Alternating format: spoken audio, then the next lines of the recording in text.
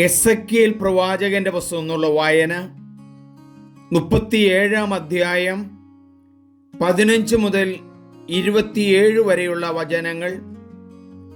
ഭാഗം 2 വടികൾ. 15-ാം വചനം.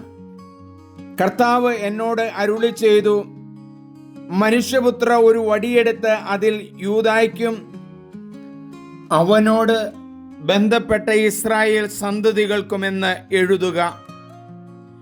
വേറൊരു വടിയെടുത്ത് അതിൽ എഫ്രയാമിൻ്റെ വടിയായ ജോസഫിനും അവനോട് ബന്ധപ്പെട്ട ഇസ്രായേൽ ഭവനം മുഴുവനും എന്ന് എഴുതുക. ഒന്നായി തീരത്തക്കവിധം അവ നിന്റെ കയ്യിൽ ചേർത്തു പിടിക്കുക. ഇതുകൊണ്ട് നീ എന്താണ് ഉദ്ദേശിക്കുന്നതെന്ന് ഞങ്ങൾക്ക് കാണിച്ചു തരില്ലേ എന്ന് ജനം നിന്നോട് ചോദിക്കും. അപ്പോൾ അവരോട് പറയുക, ദൈവമായ കർത്താവ് അരുളി ചെയ്യുന്നു, ജോസഫിൻ്റെയും അവനോട് ബന്ധപ്പെട്ട ഇസ്രായേൽ ഗോത്രങ്ങളുടെയും വടി എഫ്രൈമിൻ്റെ കയ്യിലുള്ളത് തന്നെ ഞാൻ എടുക്കാൻ പോകുന്നു.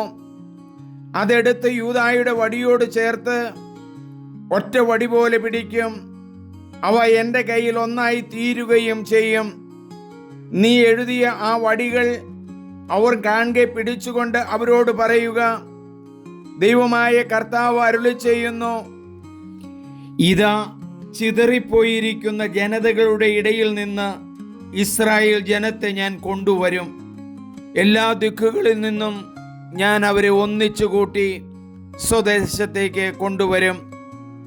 ആ ദേശത്തെ ഇസ്രായേലിൻ്റെ മലകളിൽ ഞാൻ അവരെ ഒരൊറ്റ ജനതയാക്കും.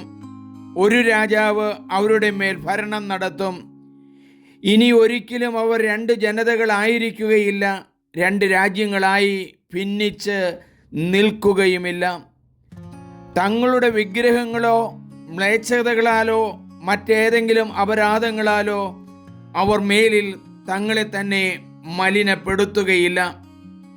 അവർ പാപം ചെയ്ത എല്ലാ വസതികളിലും നിന്ന് അവരെ ഞാൻ രക്ഷിച്ച് നിർമ്മലരാക്കും. അങ്ങനെ അവർ എൻ്റെ ജനവും ഞാൻ അവരുടെ ദൈവവുമായിരിക്കും. എൻ്റെ ദാസനായ ദാവീദ് അവർക്ക് രാജാവായിരിക്കും. അവർക്കെല്ലാം കൂടി ഒരു ഇടയനേ ഉണ്ടായിരിക്കുകയുള്ളൂ. അവർ എൻ്റെ നിയമങ്ങൾ അനുസരിക്കുകയും കൽപ്പനകൾ ശ്രദ്ധാപൂർവം പാലിക്കുകയും ചെയ്യും. ഞാൻ എൻ്റെ ദാസനായ യാക്കോബിന് കൊടുത്തതും നിങ്ങളുടെ പിതാക്കന്മാർ അധിവസിച്ചതുമായ ദേശത്ത് അവർ വസിക്കും.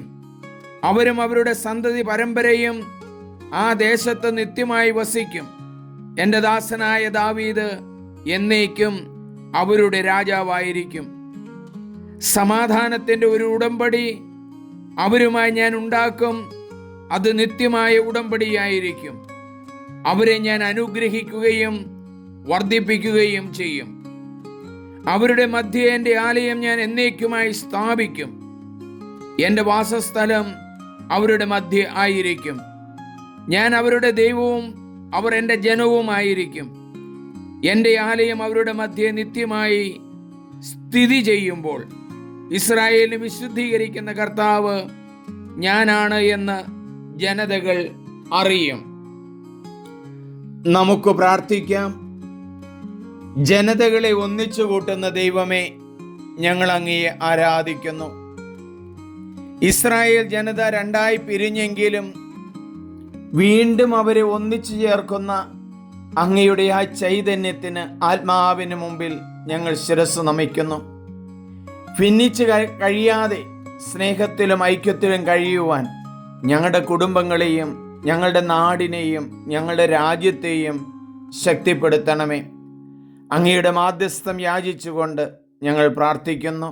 ഇസ്രായേലിന് വീണ്ടും രാജ്യം നൽകിയ ദൈവമേ, അങ്ങയുടെ ആ വചനം സത്യമായി തീർന്നല്ലോ. വചനത്തിൽ വിശ്വസിക്കാൻ ഞങ്ങളെ പ്രാപ്തരാക്കണമേ. ആമേൻ. ഏറ്റവും സ്നേഹമുള്ളവരെ, എല്ലാവരും ഇത് സബ്സ്ക്രൈബ് ചെയ്യണം, ഷെയർ ചെയ്യണം. ദൈവവചനം ഇരുതരവാളായി നിങ്ങളിൽ കത്തിജ്വലിക്കട്ടെ, പ്രകാശം പരത്തട്ടെ. ആമേൻ.